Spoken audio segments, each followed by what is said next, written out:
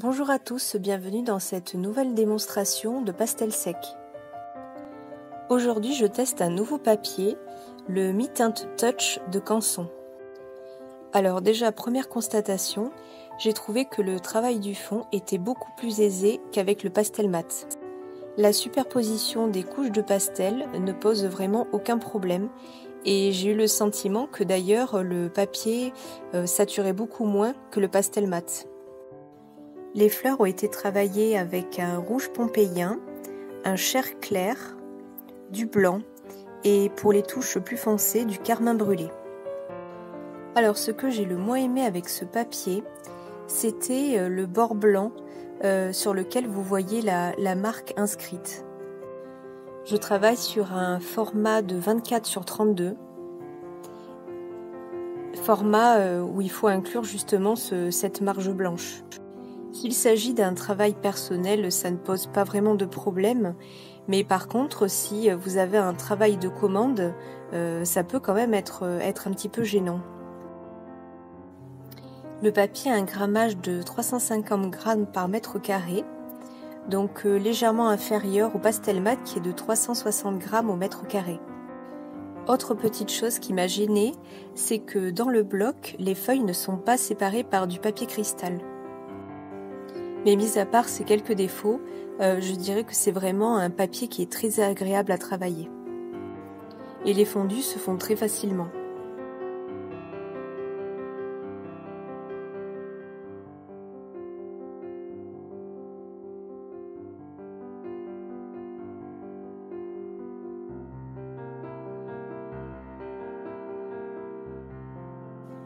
Pour les étamines, j'ai utilisé du rouge pompéien, du carmin brûlé, du noir et quelques touches de blanc.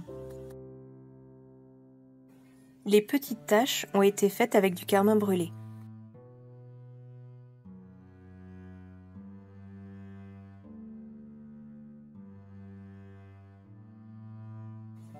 Pour les feuilles, j'ai utilisé du vert olive, du vert terre jaunâtre, un crayon crème et du blanc.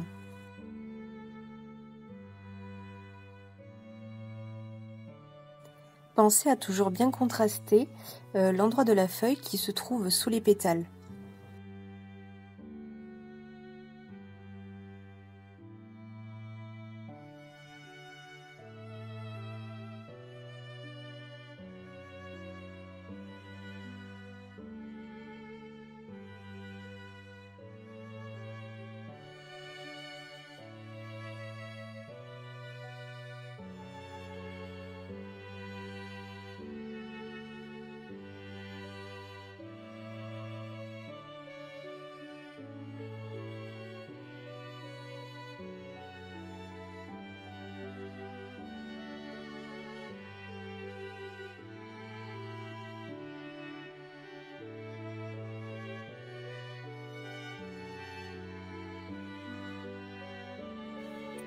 Les blocs sont composés de 4 couleurs, donc celle que j'ai utilisée, une sorte de sable. Vous avez aussi un gris, un sépia et un noir. Et c'est vrai que moi j'étais très contente de trouver vraiment des feuilles noires parce que pour les blocs de pastel mat, vous avez une couleur gris anthracite qui est assez foncée mais qu'il faut toujours recouvrir si vous voulez avoir un fond très sombre.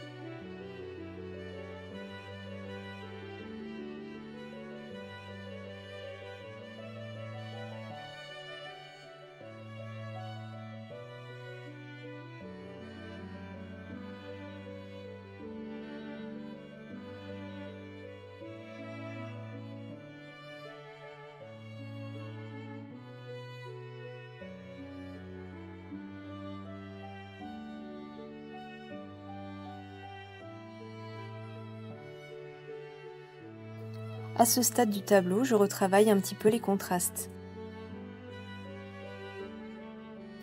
Vous l'aurez compris, le bilan est plutôt positif car j'ai vraiment beaucoup aimé travailler avec ce papier. Mais par contre, je le réserverai plutôt pour mes travaux personnels et pas pour les commandes.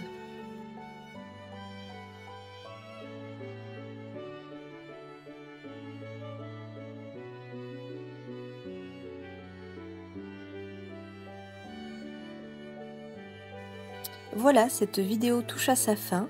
Si elle vous a plu, comme d'habitude, vous pouvez la liker et vous abonner à ma chaîne. Merci à tous ceux qui le feront. Et à très vite pour une prochaine vidéo. En bonus, je voulais vous montrer le rendu d'un pastel sec sur le papier noir qui est inclus dans le bloc. À très vite!